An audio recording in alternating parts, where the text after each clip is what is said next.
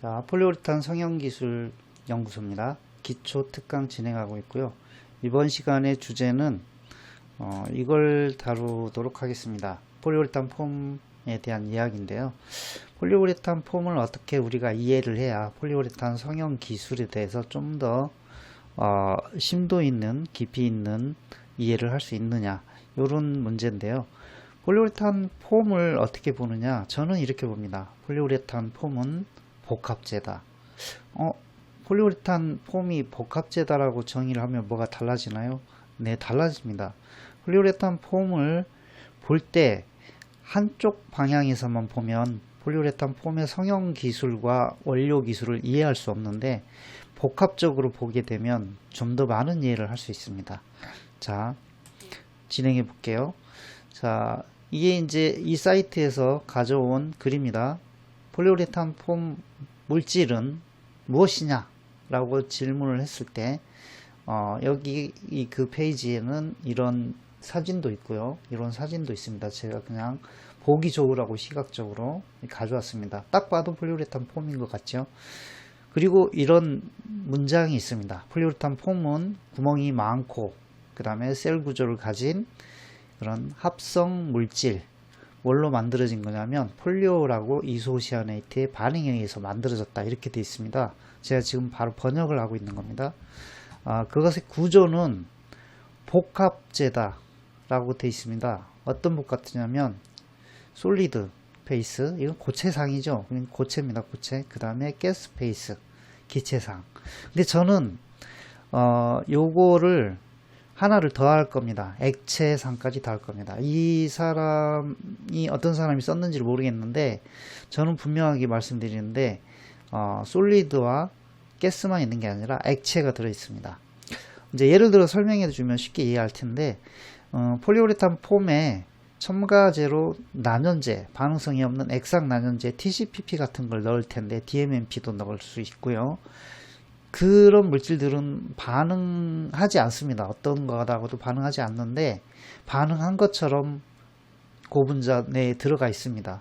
그래서 폴리우레탄 폼을 이걸 쥐어짜면은 그것들이 나와야 되는데 나오지 않습니다. 기름같이 나와야 되는데 기름 짜듯이 전혀 나오지 않고 잘 구성되어 있습니다. 그래서 다시 말씀드리지만 고체, 액체, 기체의 복합체입니다.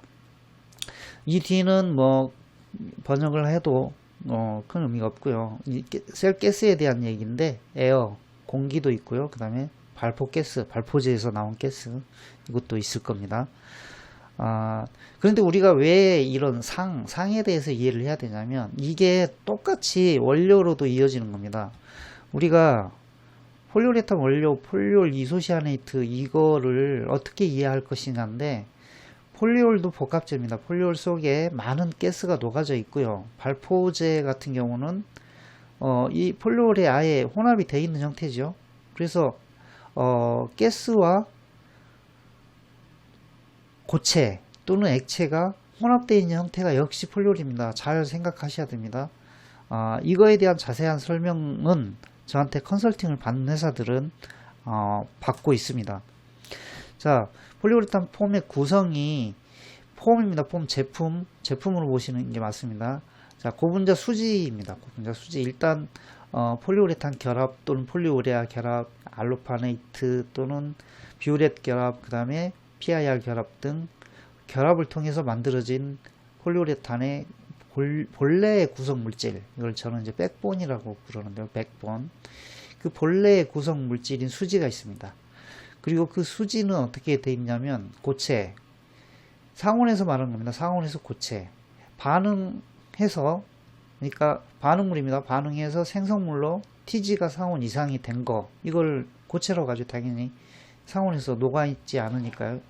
그러니까 개념적으로 보면 상온에서 유동성을 갖지 않는 겁니다. 그 다음에 또 고체가 있는데 오타가 좀 있네요. 처음부터 고체로 첨가된 거, 예를 들어서 파우더 같은 거가 첨가제로 들어있다. 토너 중에 금속 파우더 토너가 들어있다. 이런 거, TiO2 같은 거요. 이거 당연히 고체죠. 그 다음에 그 수지 내에 액체가 들어있죠. 아까 말씀드렸지만 TCPP 같은 그런 거, 반응하지 않으나 붙잡혀 있는 거, 저는 이제 이걸 확장해서 말씀드릴 때 애초에 반응에서 결합이라는 건 존재하지 않는다고 저 보고 있거든요. 왜 그러냐면 결합이 아니라 상호 관계를 하고 있다. 근데 그 관계하는 힘이 세냐, 많이 세다 그러면 결합으로 보고요. 약하다 그러면은 이제 그 뒤에 다른 단계죠. 뭐 수소 결합도 있을 수 있고 반델발스 결합도 있을 수 있고. 근데 반대발스 힘으로 작용하고 있는데 그걸 결합이라고 하지는 않습니다. 그 다음에 이제 또 하나 볼 수 있는 게 이게 이제 액체와 고체의 수지, 복합 수지고요. 그 다음에 셀가스와 공기가 나머지 가스 역할을 하게 되는데 이게 이제 오픈셀이면 공기가 들락거리기 때문에 거의 대부분의 구성이 공기일 것이고요. 클로스드 셀이면 셀가스가 많고 만일 공기하고 치환이 됐다 그러면 공기가 들어있을 것이고요. 이렇게 되어 있습니다. 근데 다시 말씀드리면 이게 원료의 영향을 받습니다. 이 구성 자체가요. 그래서 폴리우레탄 폼을 성형하는데 결과물이 이거니까 그 성형하는 과정에서의 이것들이 다 변수가 될 겁니다. 변수. 그래서 폴리우레탄 폼을 성형하는데 각 물질의 본성을 먼저 파악을 해야 되죠. 즉 고체, 액체, 기체 이거를 파악을 해야 되고요. 정확하게 구분을 해야 됩니다. 기존 온도는 에곤입니다. 상온. 상온에서 물질의 본성을 파악을 해야 되고 그들 간의 상호작용을 파악을 해야 되고 예를 들어서 잘 섞이는 물질들끼리 섞여 있는지 아니면 서로 섞이기 싫어하는 것들끼리 섞여 있는지 이런 것들이 굉장히 중요한 폴리우레탄 폼의 품질의 변수가 될 겁니다. 그리고 그 변수들을 원료로 다 커버링을 칠 수 있는지 아니면 생산 공정의 설비로 커버링을 칠 수 있는지 이거를 봐야 되는 겁니다. 그래서 이 폴리우레탄 폼의 성형 기술을 공부하는데 이런 제품의 본성, 그 다음에 원료의 본성을 무시하고는 할 수는 없습니다. 제가 제 기준으로 보면 되게 간단합니다.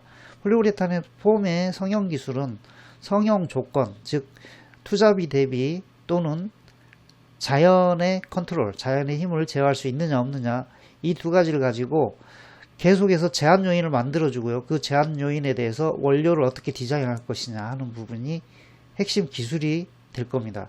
즉 폴리우레탄 성형 기술은 선, 설비, 그 다음에 후, 원료. 그런데 대부분 원료에 너무 집중해서 설비를 못 보기도 하고요. 설비에 집중해서 원료를 못 보기도 하고요. 이 둘의 상호관계는 굉장히 밀접한 겁니다. 그렇게 보시는 게 폴리우레탄 성형 기술을 잘 이해할 수 있을 것입니다.